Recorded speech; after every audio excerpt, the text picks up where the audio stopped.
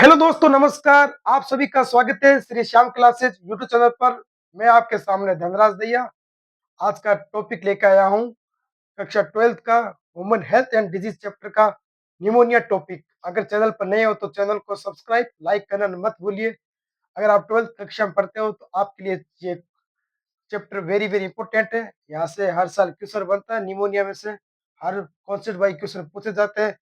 तो अपने फ्रेंड को, अपने दोस्तों को व्हाट्सएप ग्रुप में जो भी आपके रिलेटिव है उनको भेज दीजिए, ताकि कोई भी स्टूडेंट इस टॉपिक से वंचित ना रहे और अपने बोर्ड एग्जाम में अच्छे अंक से पास हो जाए। तो आज का टॉपिक हम कम समय में डिस्कस करेंगे निमोनिया के बारे में। निमोनिया एक बैक्टीरिया जनित रोग है, यानी कि जीवाणु जनित रोग है। कौन सा? निमोनिया। कभी आपने सुना होगा, आपने कभी हॉस्पिटल चक्कर काटे होंगे। सभी काटते हैं, अगर कोई बीमार पड़ता है तो हॉस्पिटल चक्कर काटता है अवश्य। तो आपने सुना होगा कि निमोनिया हो गया। निमोनिया ज्यादातर छोटे बच्चों में पाया जाता है, यानी कि छोटे बच्चे होते हैं ना, गोद में रमाने वाले, उनमें से ज्यादा निमोनिया देखने को मिलता है। तो थोड़ी देख लेते हैं थ्योरी बायोलॉजी के हिसाब से।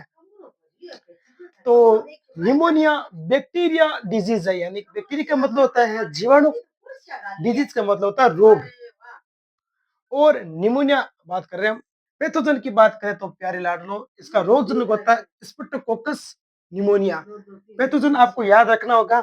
अगर आपसे पूछ लिया जाए बोर्ड एग्जाम में क्वेश्चन कि निमोनिया में कौन सा पैथोजन होता है, यानी कि रोगजनक, तो निमोनिया में स्ट्रेप्टोकोकस निमोनिया, यानी कि इन्फ्लुएंजा बैक्टीरिया। ये बैक्टीरिया हमारे नाक को और हमारे लंग्स को प्रभावित करता है, यानी कि इफेक्ट करता है। ठीक। अब आगे हम देखते हैं निमोनिया के कॉन्सेप्ट। क्या देखते हैं? कॉन्सेप्ट। हमारे साथ जुड़े रहिए और चैनल पर नए हो तो चैनल को लाइक सब्सक्राइब ठोक दीजिए। अब हम देखते हैं संक्रमण का तरीका। सर निमोनिया तो हो गया, ये फैलता कैसे? तो किसी व्यक्ति को निमोनिया हो रखा है, यानी कि जैसे मेरे को हो रखा है निमोनिया, और जब मेरे को छींक आएगी, मैं खांसूंगा, तो मेरे ड्रॉपलेट है ना, ड्रॉपलेट यानी कि जो थूक होता है वो, जैसे मैं कुर्सी पे पड़ रहा हूँ वहां छू, तो वो ड्रॉपलेट निकलेंगे।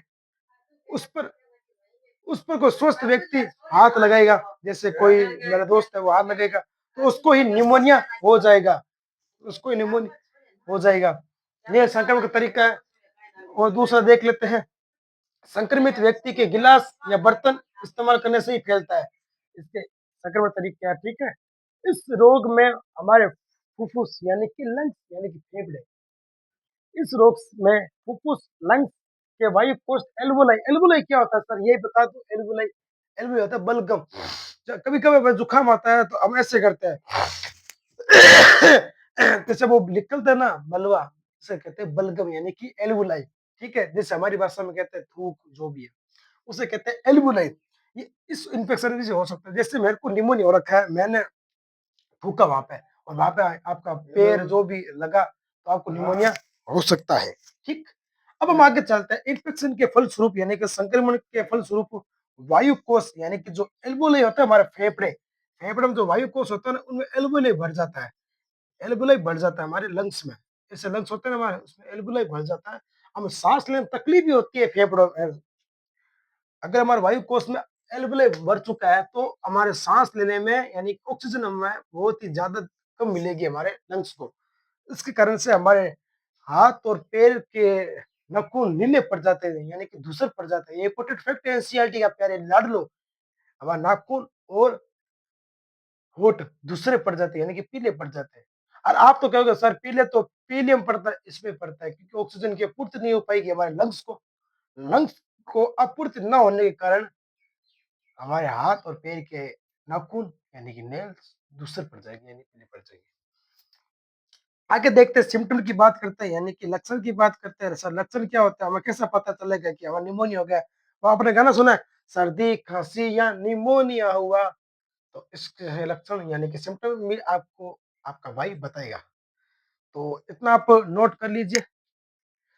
तो अब हम देखते हैं इसके सिम्टम क्या है निमोनिया के। तो फीवर, यानी कि बुखार आएगा तेज, एकदम कंपकपी वाला बुखार, कफ कफ होगा, कफ। हम खांसेगा ना या ऐसे खांसेंगे ना, तो हमारे यहाँ से गले में से, यानी कि फेफड़े में से कफ निकलेगा, थूक, बलगम। ठीक। और हेडेक्स, दर्द होगा, दर्द होगा। और सांस लेने में तकलीफ होगी, सांस लेने में तकलीफ होगी, सांस लेने में तकलीफ होगी। तो आई होप आपको ये मानव स्वास्थ्य एंड रोग चैप्टर का बहुत ही शानदार बैक्टीरिया जनित रोग निमोनिया अच्छे तरीके से समझ आ चुका है। तो ऐसे ही कॉन्सेप्ट वीडियो देखने के लिए श्री श्याम क्लासेस चैनल को सब्सक्राइब, लाइक करना ना भूलिए। धन्यवाद, मिलते हैं अगले नेक्स्ट वीडियो। Thank you.